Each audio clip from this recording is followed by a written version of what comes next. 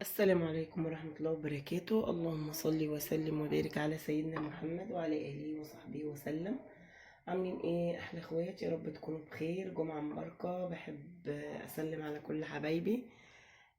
طبعا اقول لهم وحشتوني، لان بجد بقالي شوية كده تعبانة وما بنزلش فيديوهات، بس الحمد لله رب العالمين اتعافيت والحمد لله بقيت احسن. بحب اشكر طبعا كل حبايبي واصدقائي اللي سألوا عليا على الخاص.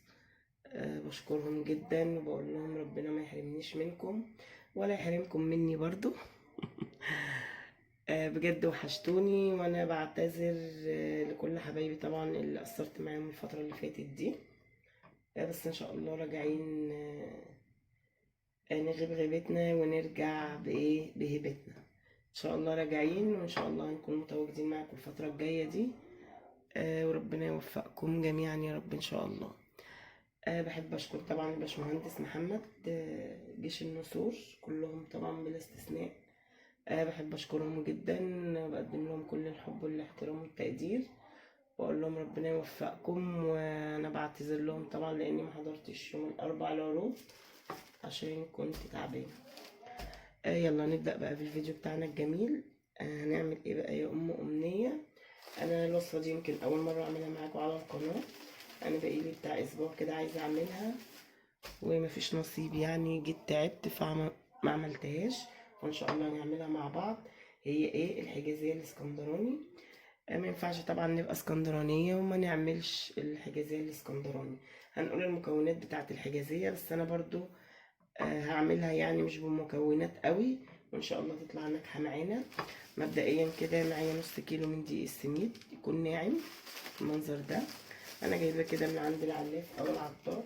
هنبدأ كده نفتح ونفضي محتويات الكيس اهو. بسم الله الرحمن الرحيم. وهبدأ اشيل حوالي مج الا ربع كده من الكيس ده هنا اهو، عشان اعمل بالخلطة، وافضي بقية النص هنا. تمام. انا هعمل صينية متوسطة مش كبيرة اوي، يعني خدت كده مج من السميد هركنه على جنب. معايا مج هنا من السمنة البلدي، او انت عايزة تخلطي ما بين السمنة العادية او الزيت، برضو دي حريتك الشخصية. ده كده مج كبير من السمنة، انا فضلت السمنة البلدي طبعا هتبقى جميلة. معايا واحد باكيت من الخميرة هفضيه بس بعد ما احط الدقيق الابيض.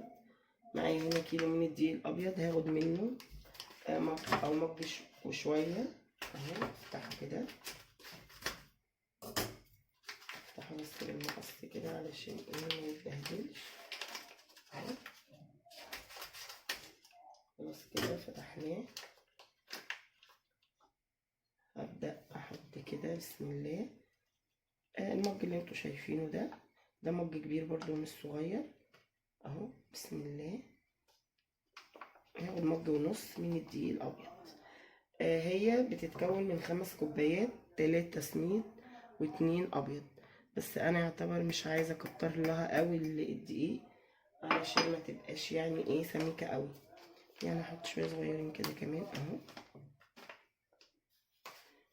بس كده تمام اهو، يعني مج ونص كده ايه وفيه. ممكن الدقيق بتاعنا يا رب تكونوا شايفيني. هنزل بالباكت الخميرة اهو. معايا هنا طبعا الحاجة الأساسية اللهم صل على النبي، القرفة. طبعا مش هنضيفها دلوقتي. ومعايا مج كده من السكر هضيفه، مج مش كبير قوي زي ما انتوا شايفينه كده اهو. ومعايا هنا مج من المية الدافية، ممكن محتاجهوش كله. ومعايا ان شاء الله واحدة زبادي بس أمنية بتجيبها. تمام. انا هعجن هنا في الصينية دي مش مشكلة اهو. هحط رشة ملح صغيرة جدا اهو على طرف ايدي كده، ملح اهو.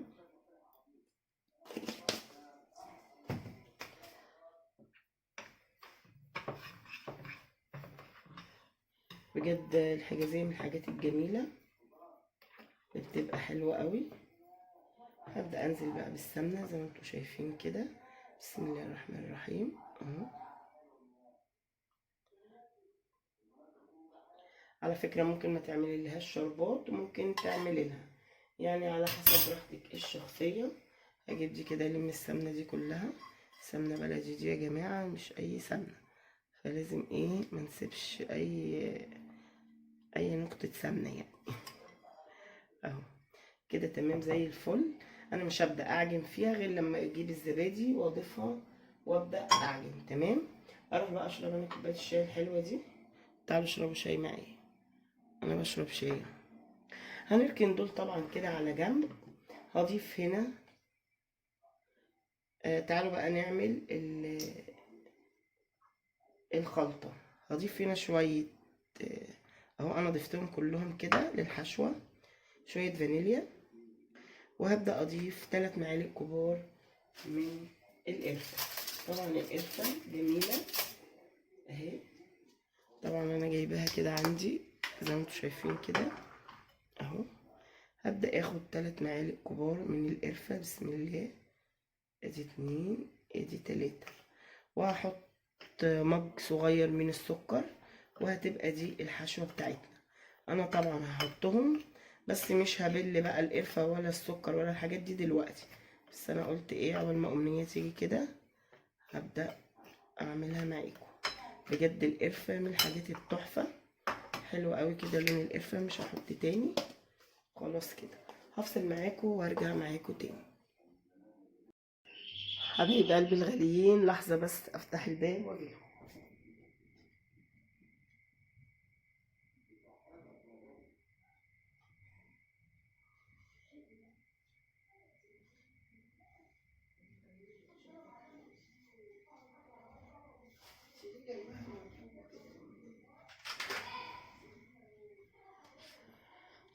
معلش يا دوبك فتحت الكاميرا ولقيت امنية جت اهي. معايا علبة الزبادي هنزل بيها.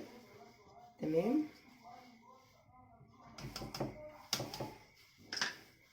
وهبدأ بقى اعجن بايديا. طبعا انا ايدي نضيفة اهو. هستبعد بقى كل الحاجات دي. هبدأ اضيف كده نص المج من المية الدافية اهو، وهبدأ اعجن. بسم الله الرحمن الرحيم. على فكرة ما بتتعجنش فيها كتير.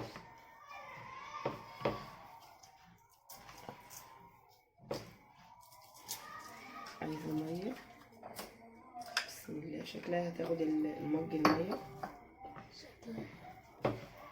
اهو. السمنة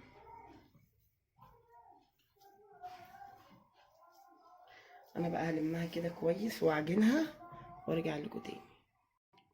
حبايب قلبي اخدت المج المية كله اهو. انا طبعا ما بعرفش اعجن غير بايديا، معلش بقى. هبدأ اسيبها بقى تخمر من ساعة الا ربع ساعة. بصوا اهي ما شاء الله العجينة حلوة جدا. هسيبها بقى تخمر. تمام. ونرجع مع بعض تاني. حبايب قلبي عجنتها كده بالجمال ده. هسيبها بقى تخمر وان شاء الله نرجع نشوف هنعملها ازاي. تمام. حبايب قلبي الغاليين، انا سبتها كده حوالي ساعة اهي العجينة. بصوا العجينة جميلة جدا. انا حاولت اعملها دايرة كده علشان اقسمها بالنص. تمام. هنيجي بقى كده للحشوة. طبعا انا حطيت 3 معالق قرفة كبار ومج من دقيق السميد، وهحط طبعا السكر ده. تمام كده. وعشان اللون كده يبقى جميل معايا مش هكتفي بالقرفة، هحط معلقة كبيرة من الكاكاو عشان يبقى اللون كده حلو اهو. حطيت معلقتين كده يعني ايه مش مليانين قوي. كنت هحط معلقة من سكر الجلوكوز لكن هيضايقني عشان سميك. هبدأ احط معلقة هستبدله بعسل. ما عندكيش عسل خلاص استكفي بالسكر وخلاص. انا هبدأ اقلب كده الحشوة دي كده مع بعضها. وهنبدأ بقى ايه بشوية مية كده صغيرين. بصوا الحشوة كده شكلها حلو قوي معايا.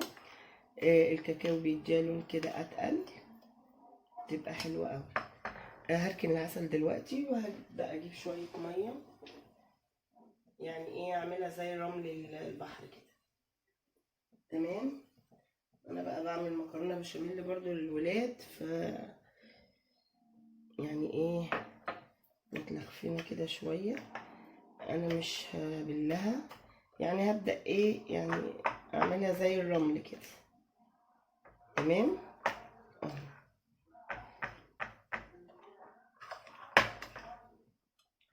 شايفين انا بعمل ازاي؟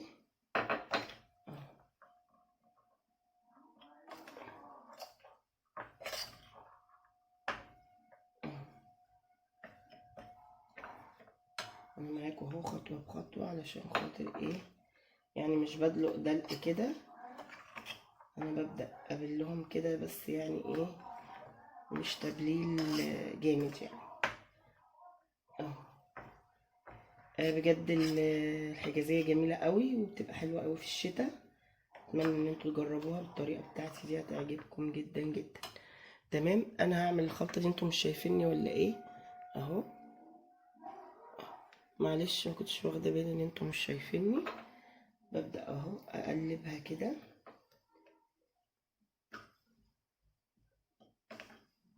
علشان بس حبيت كده السكر مع الحاجات دي كلها تتجانس كده مع بعض. هي تاخد شويه الميه كلهم اهو، خلاويص كده خلاص. شايفينها عامله ازاي؟ تحسوا ان هي ايه مرمله كده. تمام. هضيف معلقه عسل ابيض اهو. مش حابه تضيفي خطوه العسل دي، تمام برضو يعني براحتك. انا هضيفها كده على الخلطه دي بحيث ان هي ايه، انا ممكن ما اعملش شربات للحجازيه دي او احط لها شويه شربات خفيف. تمام كده. هقلب بقى ده كويس وارجع لكم تاني. حبايب قلبي الغاليين، ادي كده العجينه. هبدا اقسمها نصين. تمام اهو.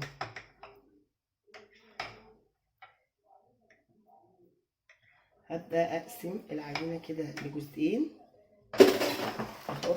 عملنا الخلطه اهي. همسك بقى كيس تلاجة كده كبير، هفتحه يكون نضيف طبعا اهو، لاني هفرد عليه الجزء التاني من العجينه. هركنها بقى دلوقتي كده على جنب اهو. معايا بقى الصينيه اهي. تمام كده. مش عارفه انتوا ليه مش شايفيني كويس اهو. هبدا اخد نص العجينه. بسم الله الرحمن الرحيم. بصوا العجينه بسم الله ما شاء الله تحفه. عايزه اقول لكم بجد رهيبه رهيبه. انا هبل ايدي بقى ميه علشان اهو، علشان افردها، لان طبعا السمنه اتجمدت فيها. تمام اهو. ببدا اعملها كده على شكل دوريه، وابدا افرد العجينه بتاعتي كده بسم الله ما شاء الله تحفه قوي اهو. الميه بتسهل معايا كده ان اهو. حطيت طبعا سمنه، السمنه البلدي طبعا لونها خرافه، واعمل لها تجويف كده علشان الحشوه بتاعتي ما تطلعش بره اهو. يا رب تكونوا شايفيني اهو بالشكل الجميل ده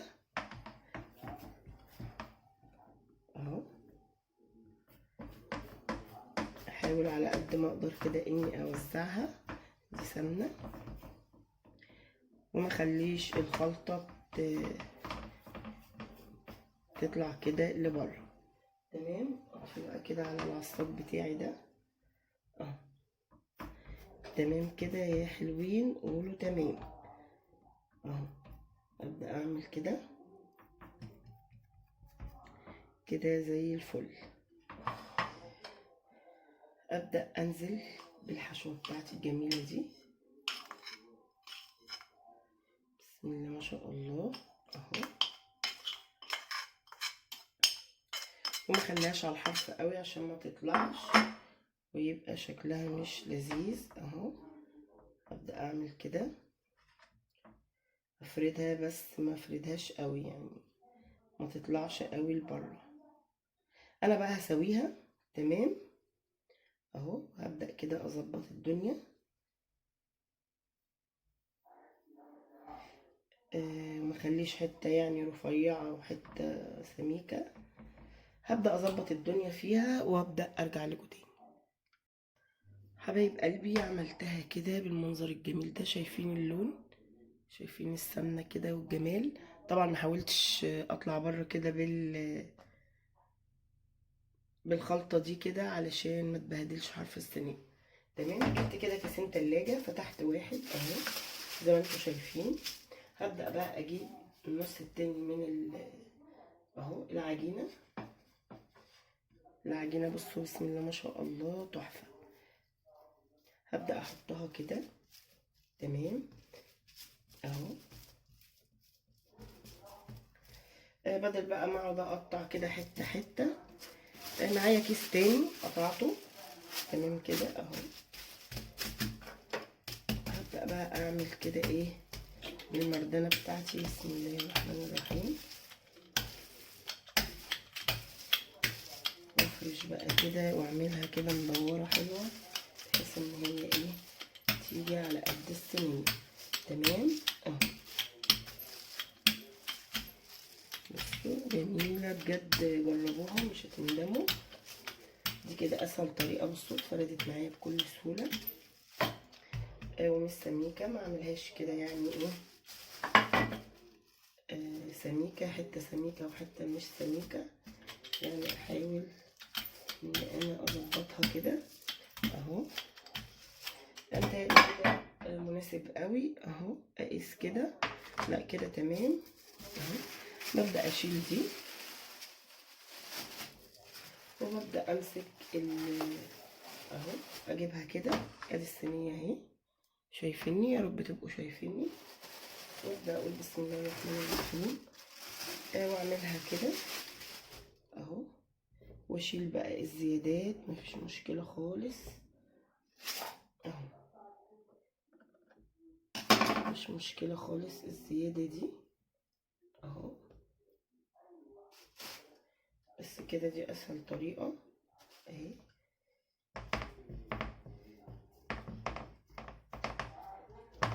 اهو بصوا بقى ما اتلخبطتش مني ازاي اهو. ابدا اخد كده واشيل الزياده، مش مشكله اهو.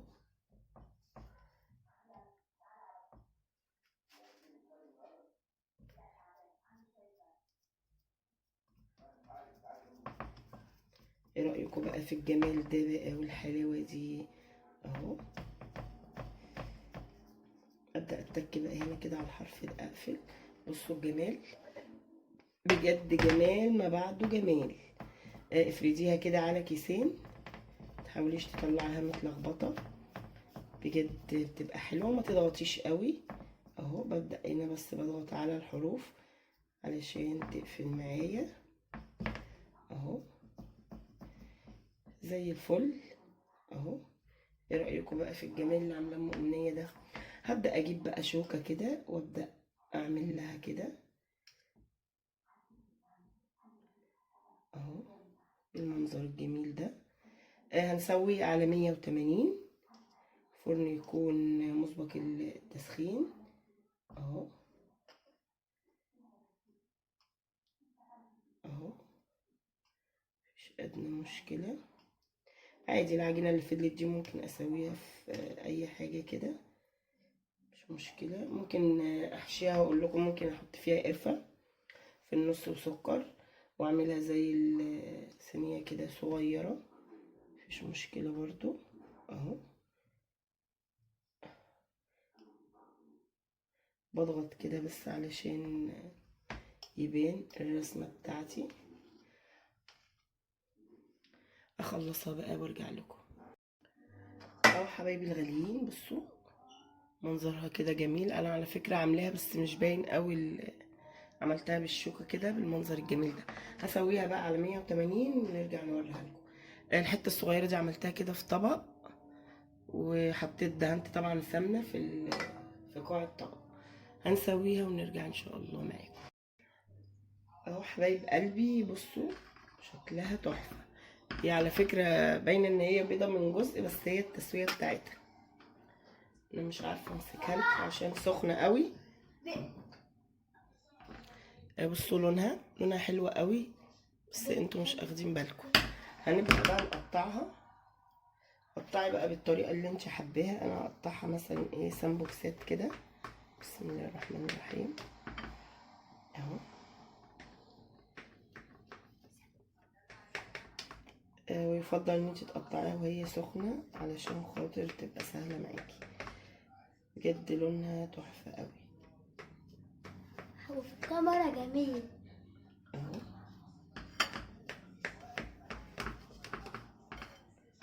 هنبدأ بقى كده نقطعها اهو. بسم الله. قطعيها بقى بالطريقة اللي انت حباها. انا حبيت كده اقطعها سمبوكسات.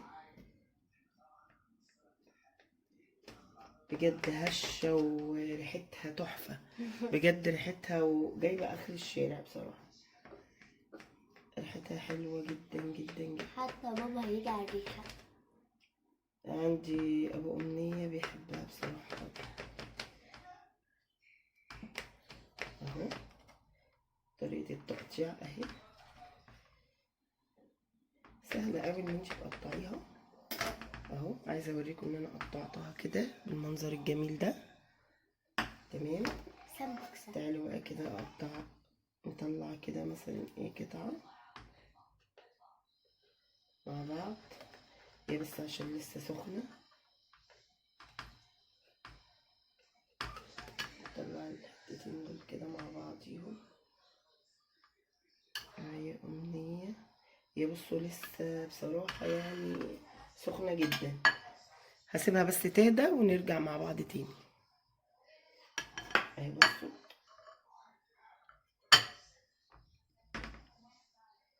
على فكرة هشة وتحفة. بجد تحفة تحفة. لازم تطلع كده في حاجة عشان انا مقطعاها سمبوكسات اهي. اهو شايفين شكلها عامل ازاي. شكلها رهيب بجد رهيب. والتسوية بتاعتها من تحت شايفينها عاملة ازاي. بصوا من تحت بجد رهيبة رهيبة. ودايبة. بصوا دايبة ازاي. عايزة اقول لكم ان هي دايبة دوبان. بصوا. بصوا بتتكسر ازاي. بصوا بجد تحفة. اتمنى ان هي تعجبكم حبايب قلبي الغاليين. اهو بصوا الجمال. بجد هشة جدا وسواها تحفة. بصوا عاملة ازاي. بجد هشة وجميلة جدا. يلا اتمنى لو الفيديو عجبكم ما تنسوناش بلايك وشير. بحبكم في الله. احلى اخوات. مع السلامة.